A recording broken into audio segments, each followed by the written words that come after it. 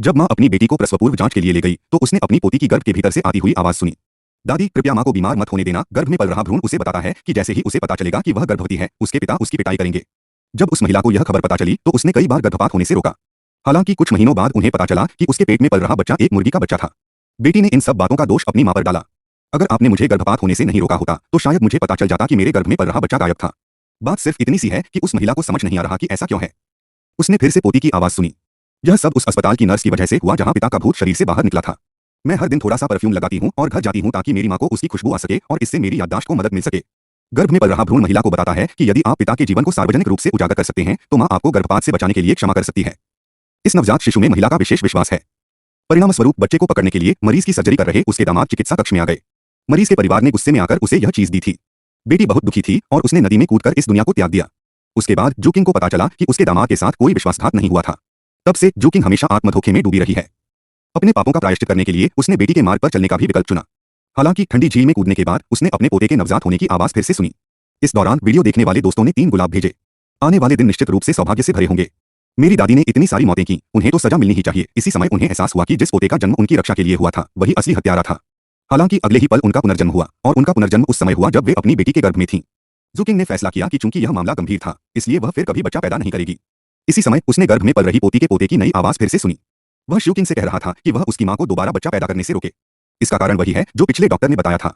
लेकिन जब उसने आखिरी डॉक्टर का अनुभव किया तो जूकिंग दोबारा उसके जाल में कैसे फंस सकती थी। जब तक वह नए डॉक्टर की बात नहीं मानता तब तक वह अपने दामाद और बेटी की मौत को टाल सकता है। उन्होंने इसके अलावा कुछ नहीं कहा और अपनी बेटी के साथ बच्चा पैदा करने चले गए। डॉक्टर ने रिपोर्ट देखी और कहा कि पेट में पल रहा बच्चा शायद एक मुर्गी का बच्चा था। जब जूकिंग को इस बारे में पता चला तो उसने तुरंत एक डॉक्टर को बुलाकर गर्भपात का ऑपरेशन करवाया।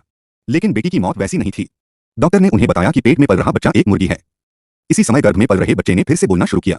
उसने जूकिंग से कहा कि जब तक उसकी मां यह दवा लेती रहेगी वह ठीक रहेगा। इस दवा के प्रभाव की पुष्टि करने के लिए घर लौटने के बाद जूकिंग ने दवा की बोतल को विटामिन की बोतल से बदल दिया और फिर उसने अपनी बेटी के शरीर को पोषण देने के लिए हर दिन बहुत सारा स्वादिष्ट भोजन बनाया।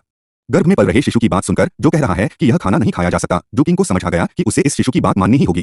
केवल इसी तरह वह अपनी बेटी को एक स्वस्थ बच्चा दे सकता है। कुछ ही समय बाद उनके दामाद ने उन्हें बताया कि बच्चे की मानसिक स्थिति वास्तव में बहुत अच्छी है। हम इसे इसी तरह बनाए रखेंगे। यह एक स्वस्थ बच्चा होना चाहिए। यह सुनकर जूकिंग और उनकी बेटी बहुत खुश हुई। हालांकि उसी दिन वे गर्भावस्था की जांच कराने अस्पताल गईं। डॉक्टर ने उनसे पूछा कि वे ठीक से खाना क्यों नहीं खा रही हैं। जांच रिपोर्ट से पता चलता है कि गर्भ में पल रहे भ्रूण की हालत लगातार बिगड़ती जा रही है। स्थिति ऐसी हो गई है कि अब उसमें हस्तक्षेप करना असंभव है। बेटी ने रिपोर्ट देखी और हैरान रह गई। दामाद ने डॉक्टर को बताया कि वे समय पर दवा ले रहे थे। ऐसा कैसे हो सकता है? डॉक्टर ने उन्हें दवा निकालकर देखने को कहा। यह सुनकर जूकिंग समझ गया कि मामला गंभीर है और वह नवजात शिशु के बारे में सबको नहीं बता सकता था। कोई भी उस पर विश्वास नहीं करेगा। अचानक बेटी ने उसका पर्स छीन लिया और दवा की बोतल डॉक्टर को दे दी। डॉक्टर ने उसे देखा और कहा कि यह दवा उन्हें नहीं खोलनी चाहिए। दामाद ने जूकिंग से पूछा कि आखिर हो क्या रहा है। दवा की यह बोतल हमेशा से तुम्हारी लाडली रही है, इसे साधारण विटामिन क्यों बना दिया गया? बेटी को भी समझ नहीं आ रहा था कि उसकी मां ने ऐसा क्यों किया। महिला बार बार माफी मांगती रही और कहती रही कि यह सब तुम्हारे लिए ही था। लेकिन बेटी रोते हुए बोली कि उसने बच्चे को नष्ट कर दिया है। इसी समय गर्भ में पल रहे भ्रूण ने एक नई आवाज निकाली। वह रोते हुए बोली कि अगर उसके पिता ने धोखा न दिया होता और उसकी मां को जहरीली अगरबत्ती न सुलगाई होती तो वह आज ऐसी न होती।